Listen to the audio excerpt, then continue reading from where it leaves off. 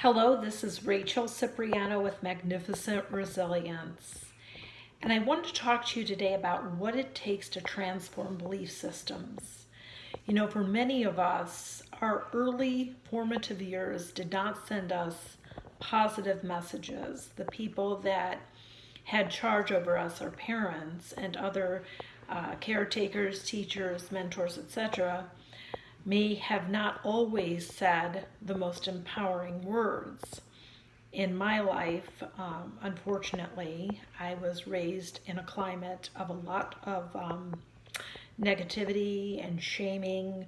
I was just relating to my husband and son last night that a simple task like learning to tie my tennis shoes turned into an epic ordeal.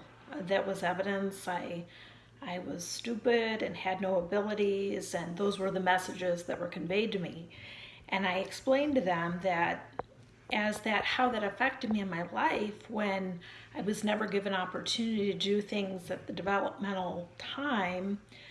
We all learn at different rates, and my father expected me to walk at 9 months. I didn't walk till 13 months. He expected me to know how to tie my shoes the first time he showed me. These kinds of experiences led me to have almost like a PTSD related to trying new things, being afraid of making mistakes. I got into perfectionism, and anyone who knows about perfectionism knows that that really limits the person's ability to take healthy risks, because people who achieve great things are going to have failures and mistakes along the way. And if you're a perfectionist, you're terrified of having any mistakes. So you could see where that could really limit a person's ability to become everything they're intended to be. So how did I transform those mindsets? How did I, get past all those fears about making mistakes? Well, it was many different factors operating together, which it usually is. I made sure to get around very positive people, very consciously choosing to limit my time with negative people, people who are controlling and critical, and remind me of the way those early caretakers treated me. And I'm not in any way trying to disrespect my father's memory. I've said numerous times that my father was a person whose circumstances were beyond his control, because he had very undiagnosed severe PTSD and was operating from that programming that I believe that he was still in. So in no way am I trying to disrespect him. I see my father as a victim of circumstance, to be honest with you. But I don't believe that I'm a victim. I believe that how you overcome beliefs is to see how you're empowered. I'm not that little child anymore that can't get up out of the chair and can't explore and take healthy risks. And you get that messaging more clearly when you surround yourself with supportive, positive people.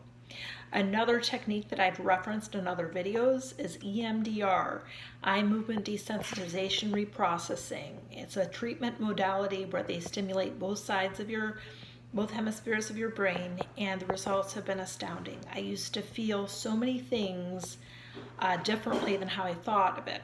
For instance, I would know that I was loved, but I didn't feel I was loved. I would know that I had abilities. I wouldn't feel I had abilities. I would know that my parents didn't mean to hurt me, and it wasn't a reflection on me, but inside that's not how I felt.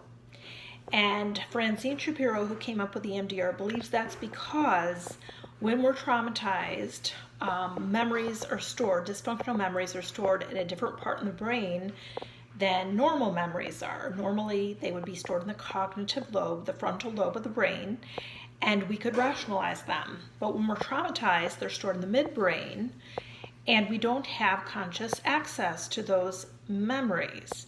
And they don't just affect our cognitions, they affect our bodies. There's body memory, I do believe. There's muscle memory, we know.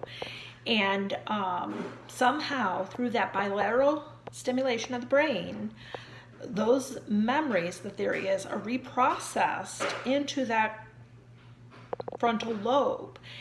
And I experienced it myself, and I know many, many other people have too. The research supports that now I'm not stuck in that polarization of what I know and what I feel. I'm freed. I'm no longer knowing that I should forgive my parents, but not being able to. Now I can release it and let it go. I can understand and feel and have the empathy and the feeling to understand that everything that my parents did to me and others did to me that was harmful is not a reflection on me. It's a reflection on many other things, their degree of trauma, their brokenness, their resentments, their everything that they went through in life. And it's separate from me. And then being able to integrate that and being able to truly have that degree of closure, I can literally close that chapter of my life and open up a new book and transform those mindsets that hindered and held me back so often. Self-sabotage, the imposter syndrome, feeling like I wasn't good enough, held me back and created self-sabotage that thwarted my potential.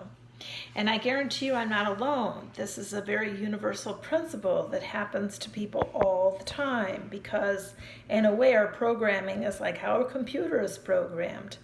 And what's programmed when we're young is really, really important. I've heard an analogy of like Play-Doh. When you're young, it's like when Play-Doh, you feel Play-Doh with the lid on. It's soft, it's malleable, you can change it. However, when you get older, it's like Play-Doh with the lid off, where it's like hard as stone and it breaks. It's very hard to be resilient with that kind of Play-Doh, with that kind of mindset. So we need to get back.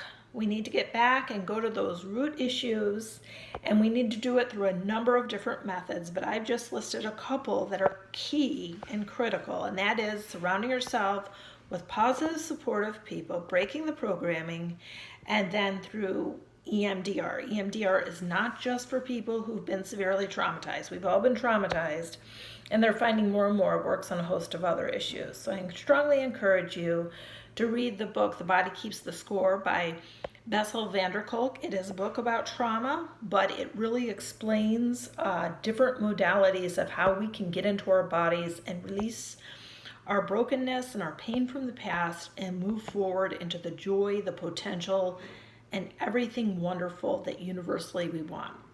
So again, Rachel Cipriano with Magnificent Resilience. Please like, share, subscribe if this video has been helpful to you, and comment. Have a great day.